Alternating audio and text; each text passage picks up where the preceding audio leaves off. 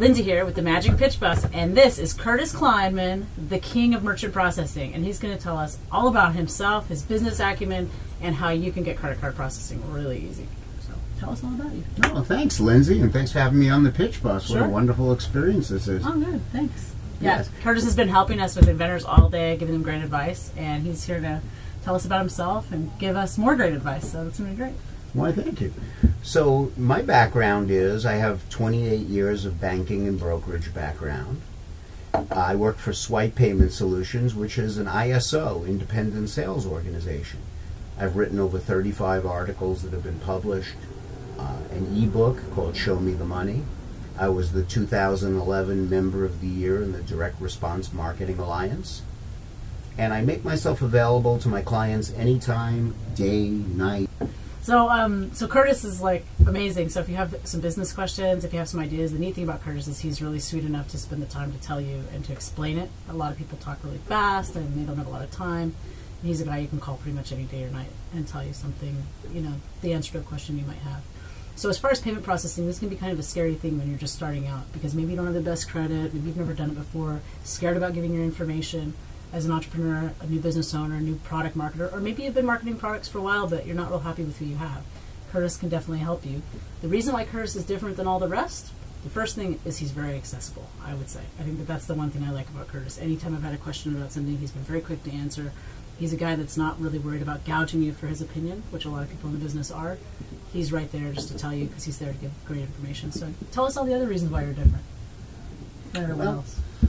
We basically are not attached to any specific financial organization. So some products, based on their billing model, if they offer a trial, a subscription, upsells, cross-sells, you know, it's in their best interest to usually open up multiple merchant accounts. So we would choose a couple of account providers based on the product, the billing method, the promotional method. We can help with things like Account Updater, which automatically updates expired credit cards, ways to differentiate gift cards from credit cards, from debit cards, which is important if you have a multi-pay product or you sell on a continuity basis. And continuity, for those of you that don't know what that means, is when something comes in the mail over and over again after you put your credit card in. So a lot of you may have a beauty product or a makeup product. I know I've spoken to many inventors, vitamin supplement products. This might be a direction you want to head. And in order to do that, you want to have multiple payment processors because sometimes people get upset with the ongoing payment and they cancel it. That's called a chargeback. And that can be detrimental to your business acumen with, you know, a business reputation with a certain processor. They can cut you off basically, and then there goes all your customers, and it's really scary because at that moment you have all this money in a bank somewhere and you can't get to it. And so that's kind of why you would want to have multiple processors. So this is kind of a secret, you know, insight into the business that he's telling you. So this is something that's really cool because you wouldn't really know that until it happened to you, which is not that good, right? And we can help you avoid that chargeback to begin with. You know, just by putting an accurate billing descriptor. The billing descriptor is how your credit card charge appears on your customer statement. And also, we encourage people to put their customer service number on. So if they can identify the charge as a legitimate charge, and they know who to call if they want to cancel or refund something, they're less apt to go directly to their credit card company. Because you'd much rather give a refund than have your product charged back against you. Because even if you prove and you win that charge back, and you know it still stays, customer too. And it stays on your record. Yeah. And once you get past a certain threshold, you can lose your ability to process payments completely. Which you don't want to have that. Yeah. And this way, if they call you, at least you can maybe fix the sale, get them a new product, send them something else, fix the problem, which is at the end of the day what you really want. Sometimes some of the best consumers I've had have called me.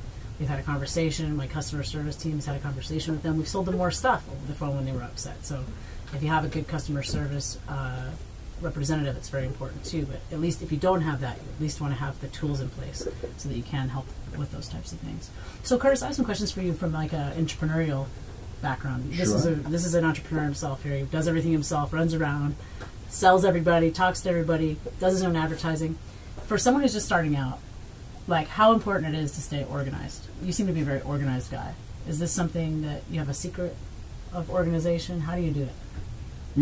No, that's a very good question. Thank you. Well, one, I usually work from about 5 a.m. in the morning to 2 a.m., so there's no substitute for hard work.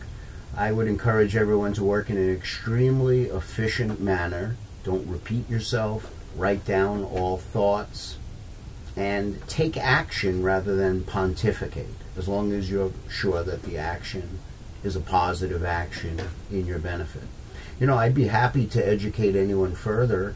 Anyone who wants to email me, and I will send them my ebook, Show Me the Money, my latest article, Payment Processing Pitfalls, about 18 different things to avoid, and the dreaded chargeback, Okay. all published articles. I'll send anybody because they're friends of you, Oh, Lindsey. thanks. That's great. Oh, of course. I think that everybody would love to read those. Yeah, thank you. My email is Curtis, Curtis, at swipe, SWIPE,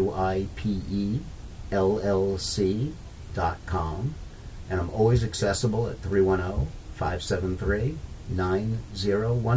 And if you didn't get that, we'll have it printed on the site, and you can just go and find him in our directory for sure. So another question for you about inventors when they start out, or marketers, you know, product developers that are getting into actually selling their product themselves. How important would you say it is to actually have credit card processing as opposed to just PayPal or just taking cash and checks? And, you know, again, even if they're not a DRTV client, if you will. That's a great question, because PayPal, I always consider it a very lazy option. You can't get a live voice on the phone. PayPal isn't really a traditional banking institution. They're a private company, so they're less regulated by the U.S. government.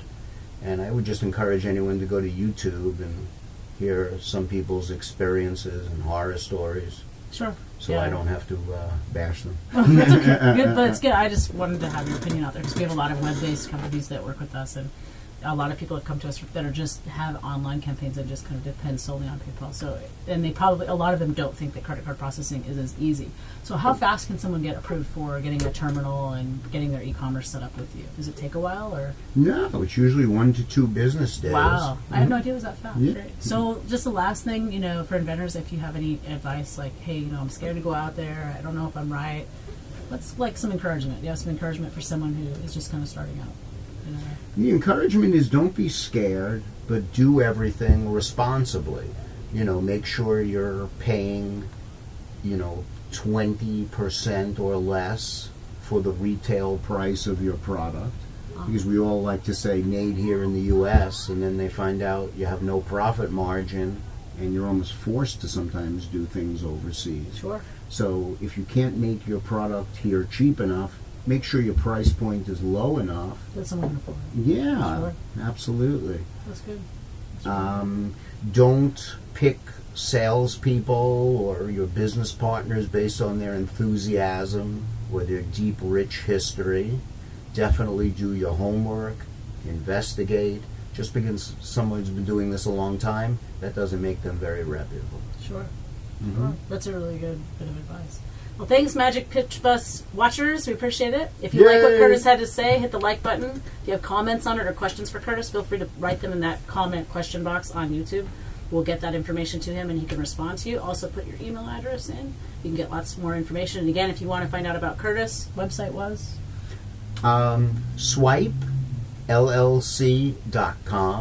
and there's much more information about me on my LinkedIn profile, or pick up the phone and call me anytime.